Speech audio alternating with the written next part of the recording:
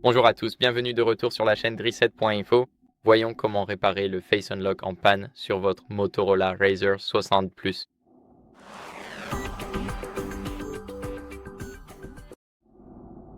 Tout d'abord, nous allons nettoyer la lentille de la caméra frontale avec un chiffon en microfibre.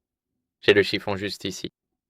Maintenant, nous allons simplement passer quelques coups et une fois que c'est propre, ce que nous allons faire, c'est aller dans les paramètres et réenregistrer notre visage. Ouvrez donc l'application Paramètres ici, faites défiler un peu vers le bas, allez dans Sécurité et confidentialité, cliquez sur Verrouillage de l'appareil et choisissez Visage et empreinte digitale. Ici, vous entrez le mot de passe et bien sûr, nous allons simplement appuyer sur Entrée. Nous allons cliquer sur Déverrouillage facial, puis sur Supprimer les données faciales. Cliquez sur Supprimer et configurez-le à nouveau. Bien sûr, je vais cliquer sur Configurer et ici j'activerai l'option Soulever pour déverrouiller. Cliquons sur Suivant et laissez-moi aligner mon visage ici. Donc je le tenais comme ceci. Maintenant, comme vous pouvez le voir, le visage a été ajouté avec succès. Et assurez-vous d'avoir un bon éclairage pendant la configuration et lors de l'utilisation. Maintenant, laissez-moi plier rapidement mon téléphone.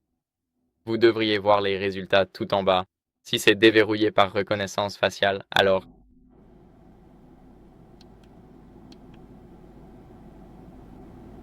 essayons-le tout simplement si vous le voulez bien. Encore une fois.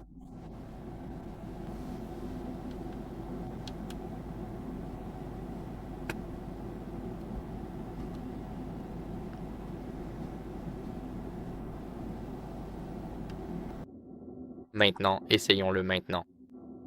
Et comme vous pouvez le voir, voici notre réponse. Je vais donc rapidement utiliser un autre doigt. Et il est indiqué déverrouillé par reconnaissance faciale juste ici. Ce que j'ai oublié de faire, c'était simplement de sélectionner l'option pour déverrouiller mon téléphone avec le visage et l'empreinte digitale. Et ça, c'était de ma faute. Mais tout fonctionne enfin. Donc, c'est essentiellement ce que vous pouvez faire ici. J'ai parlé du bon éclairage pendant la configuration et lors de l'utilisation.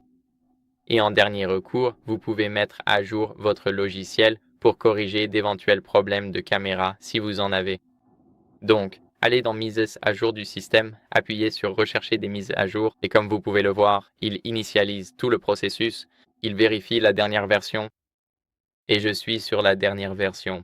Mais si ce n'est pas votre cas, alors je vous recommande de faire la mise à jour. C'est très important. Et voilà pour la vidéo. J'espère donc que cela vous a été utile. Si c'est le cas, laissez un like, abonnez-vous et laissez un commentaire. Et je vous retrouve dans la prochaine vidéo. Au revoir.